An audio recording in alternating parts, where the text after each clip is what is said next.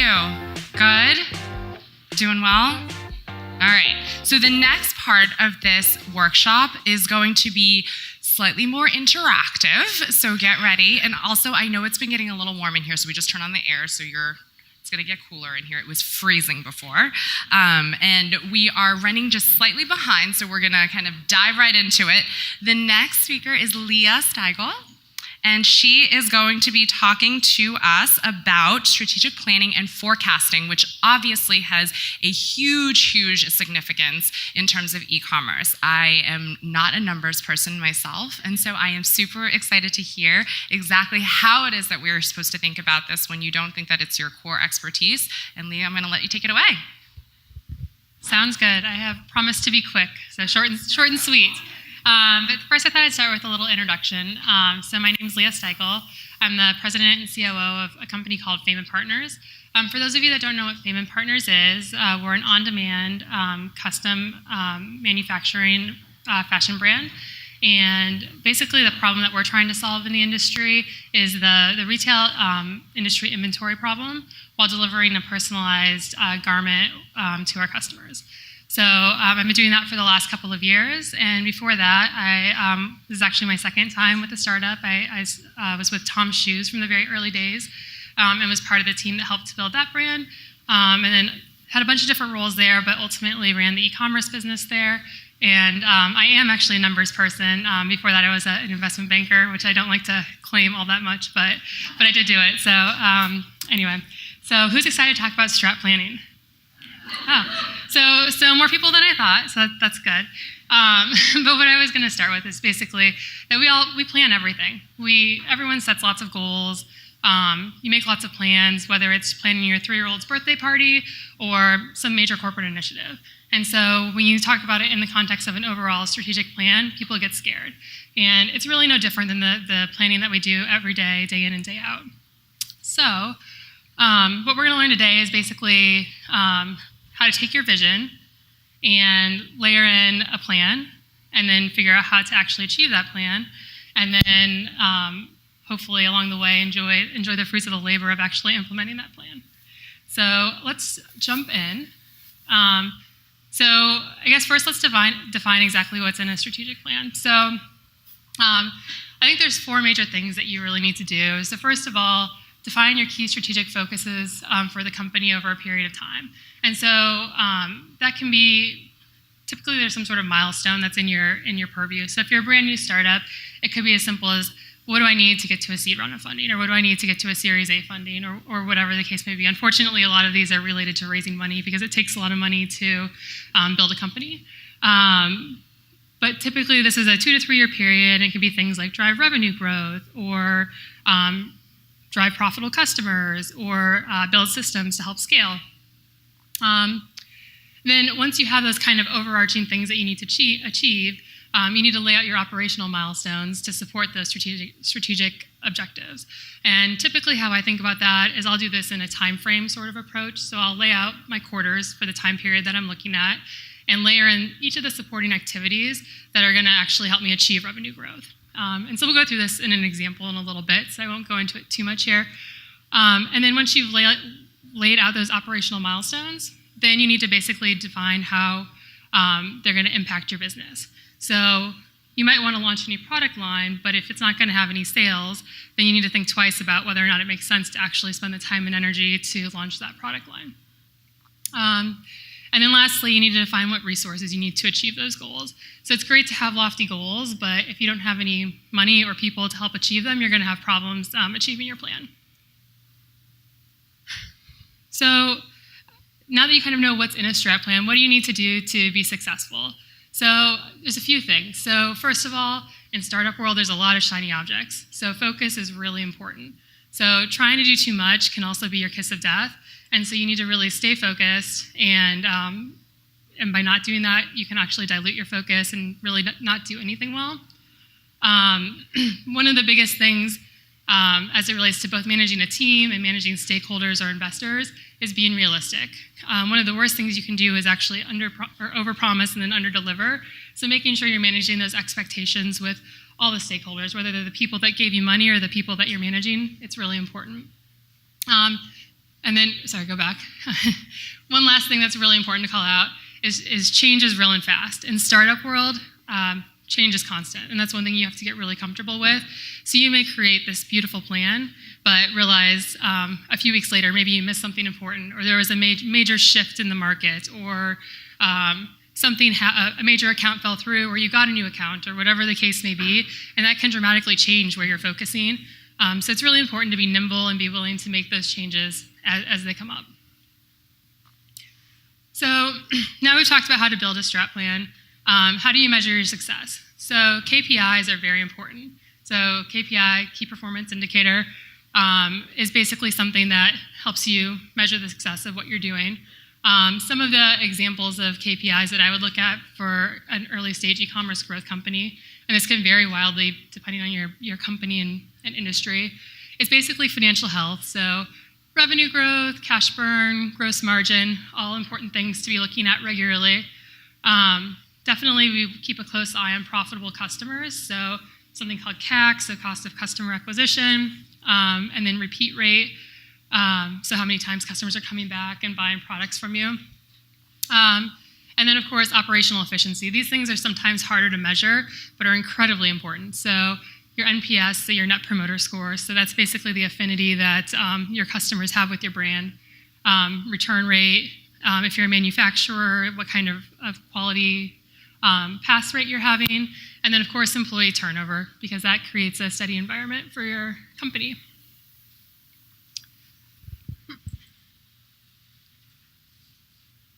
So you've defined all your KPIs, and now you're trying to figure out how to actually track them. So unfortunately, there's not a lot of magic here.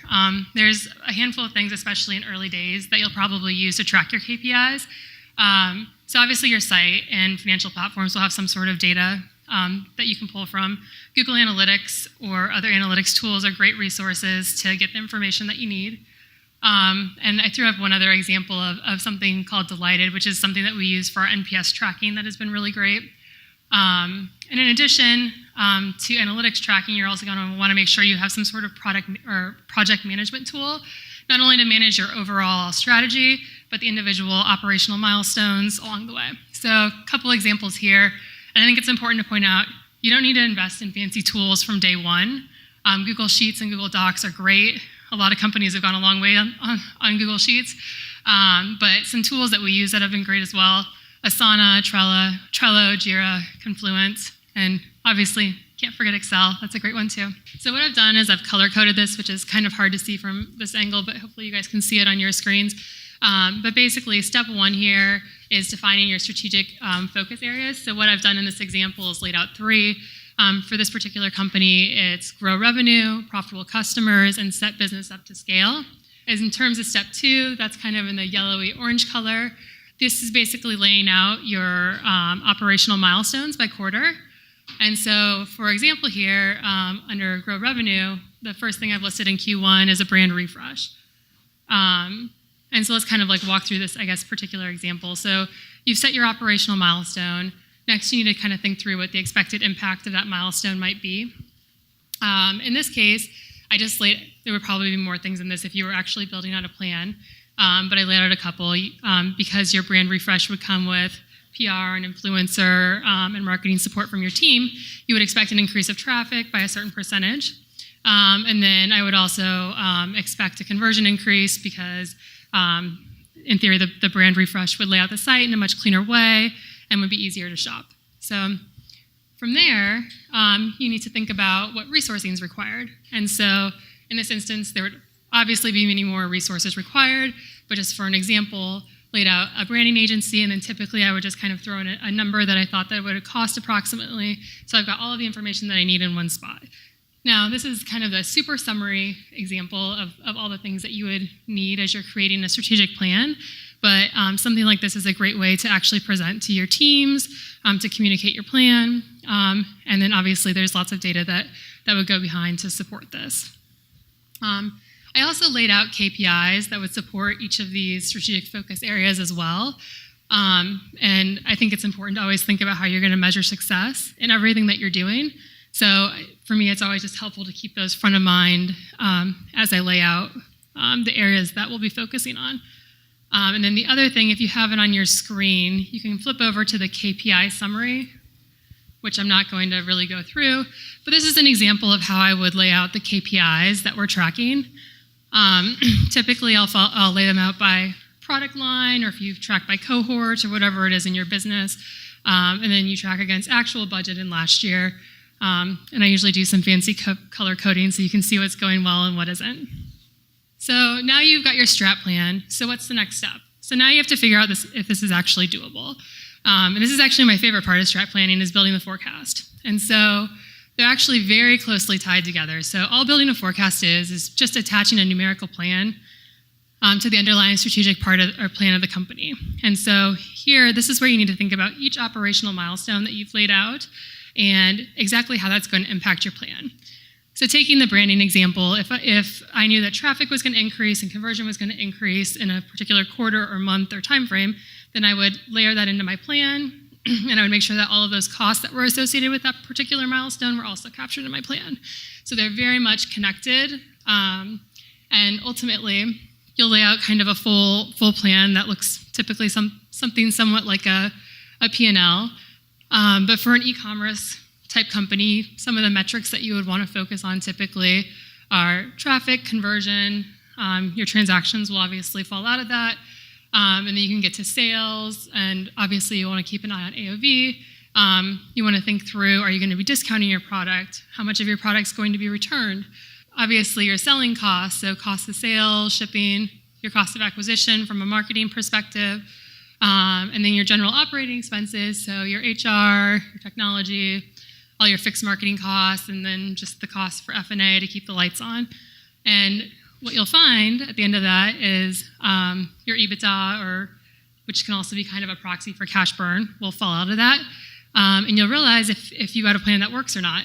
Or you'll realize exactly what your funding needs are, or how you need to better manage the funding that you do have as you work together, work on your plan. So it can be a bit iterative if you don't end up with a plan that ends up working, but that's the process that you need to go through to ultimately get something that you can stand behind going forward. And so I guess, how do you know when your plan's done? So the goal is to basically create a plan that strikes the right balance of allowing you enough funds to support the strategic initiatives that you want to do, but also doesn't invest too far ahead of the curve. So if your plan only allows for 100 units of selling, but requires $1 million of investment, you probably have invested ahead of the curve in terms of investing too much in your resources to get that amount of sales. And so it's really a balancing act to make sure that you can get the right mixture of investment, but are not over or under investing in the resources that you need to achieve that plan.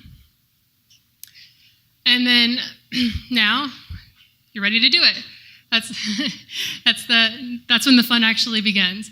More along the lines of tips more than anything is that one of the most important things of this plan is communication. And hopefully as you're building this plan, you'll include your teams and make sure that they're part of that. That's important to get buy-in for these plans, because ultimately you're most likely not going to achieve this plan on your own. So you need to make sure that everyone's on the same page, all the stakeholders are well-versed, and they're aligned to what the plan is. And then once you've got the plan up and running, everyone's bought in, it's well communicated, you need to follow it up. So typically we do a strategic planning process annually with a mid-year check-in. This can vary depending on what's going on in the business, the market, if some of those big things happen that I mentioned before. But you need to be able to adjust accordingly. So if you're way outperforming your plan, you may want to adjust up or change your focus areas. Or if you're way underperforming, you may want to also change your focus areas, and maybe you're doing too much and you haven't been able to properly focus on everything you need to do.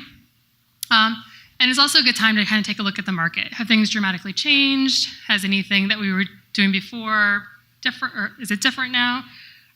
So just a good time to reflect on that. And then also it's really important to be honest with yourself. So maybe you're blowing out your plan, which is great, but is that really something that you can continue for the next year or 2 years? So making sure you're continuing to give yourself realistic goals. Or maybe it's the opposite. Maybe you haven't quite achieved everything that you'd hoped you would, so it's time to really reflect and determine, do you have the right resources? Do I need to adjust something? Do I need to change how I'm focusing? And then they asked me to come up with a quote that reflected strategic planning, which is actually really hard. So, so this is the best I could do. But I think this is true in general of startup world. If you really want to do something, you'll find a way, and if you don't, you'll find an excuse. And I think that's true of a lot of things. To create a startup or be a founder or to work in an early stage startup, you really need the right attitude. And that's really that there's no task too big or too small, and really willing to do whatever it takes to get that company to the next step. And so here's the takeaways. Strategic plans are important. They're your roadmap to success. And without that guiding light, it's easy to go astray. Plans can be a bit lofty, but should definitely be attainable. Having the greatest plan in the world is worthless if you can't properly communicate it and get buy-in from all your stakeholders. Make sure you're flexible and honest with yourself. Your plan will change over time.